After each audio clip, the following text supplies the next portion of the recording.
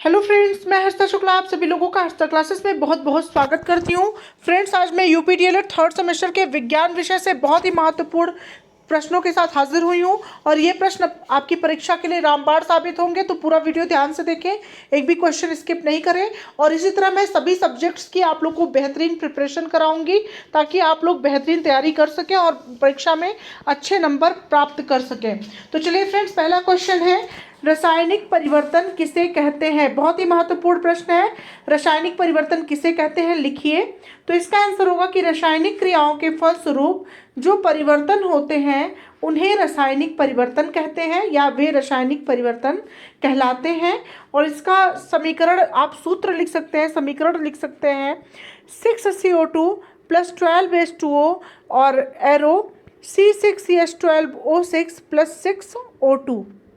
Next question है friends, बहुत ही महत्वपूर्ण, कोल गैस क्या होती है। बहुत इंपॉर्टेंट प्रश्न है, कोल गैस क्या होती है।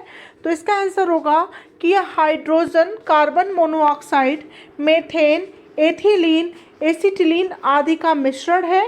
ठीक है, कोल गैस ईंधन एवं प्रदीपक के रूप में प्रयुक्त होती है। गैस में उपस्थित असंतृप्त हाइड्रोकार्बन यानी एथिलीन और एसिटिलीन के जलने से प्रकाश उत्पन्न होता है। नेक्स्ट क्वेश्चन है फ्रेंड्स, रेल की दो पटरियों के बीच थोड़ी जगह क्यों छोड़ दी जाती है। तो इसका आंसर होगा कि क्योंकि गर्मी के मौसम में गर्मी पाकर लोहा फैल जाता है। नेक्स्ट क्वेश्चन नंबर 4 है फ्रेंड्स, आयाम से क्या अभिप्राय है। तो इसका आंसर होगा कि कंपन करने वाली वस्तु का अपनी मध्यमान स्थिति से अधिकतम विस्थापन को उस वस्तु के कंपन का आयाम कहते हैं। इसे अक्षर ए द्वारा व्यक्त करते हैं, इसका मात्रक मीटर होता है।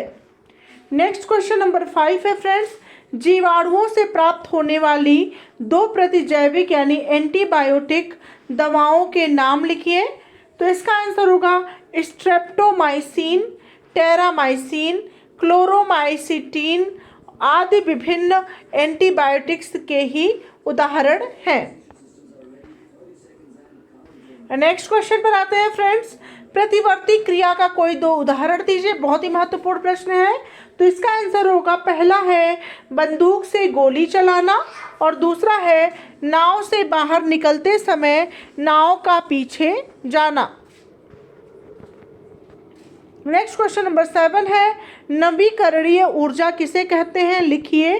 तो इसका आंसर होगा कि यह कभी न खत्म होने वाली ऊर्जा है, इसे अन्य ऊर्जा में परिवर्तित कर प्रयोग किया जा सकता है, जैसे कि पवन ऊर्जा। नेक्स्ट क्वेश्चन नंबर 8 है, सिराएं क्या है, इनका मुख्य कार्य क्या है। तो इसका आंसर होगा कि नासिकाओं का समूह है जो शरीर में रक्त को एक स्थान से दूसरे स्थान पर ले जाने का कार्य करती है। सिराएं क्या है, शिराएं जो है वो नासिकाओं का समूह होता है जो शरीर में रक्त को एक स्थान से दूसरे स्थान पर ले जाने का कार्य करती है। नेक्स्ट क्वेश्चन नंबर 9 है, धावन सोडा तथा खाने के सोडा का रासायनिक नाम तथा सूत्र लिखिए।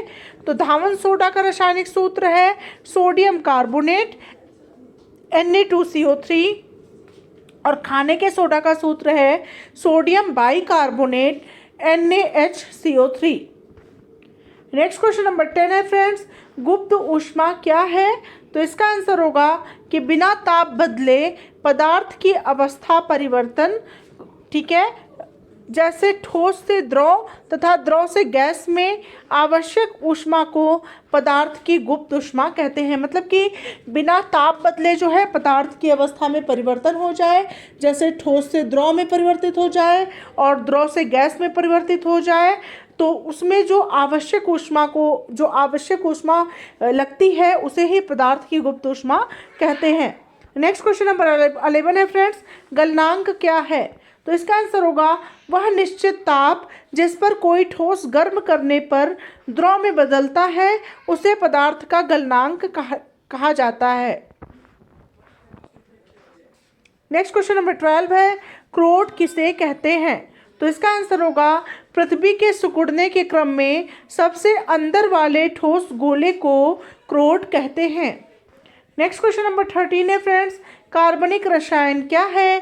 तो इसका आंसर होगा कि कार्बनिक यौगिकों का अध्ययन रसायन शास्त्र की जिस शाखा में किया जाता है वह कार्बनिक रसायन कहलाती है। कार्बनिक रसायन वह है कि कार्बनिक यौगिकों का अध्ययन जो है रसायन शास्त्र की जिस शाखा के अंतर्गत किया जाता है वह कार्बनिक रसायन कहलाती है।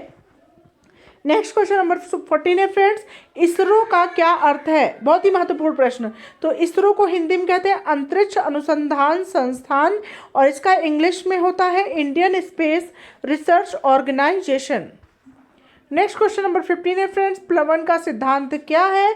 तो इसका आंसर होगा कि जब वस्तु का भार वस्तु द्वारा हटाए गए द्रव के भार के बराबर होता है तो वस्तु द्रव की सतह पर तैरती है, इसे प्लवन का सिद्धांत कहते हैं।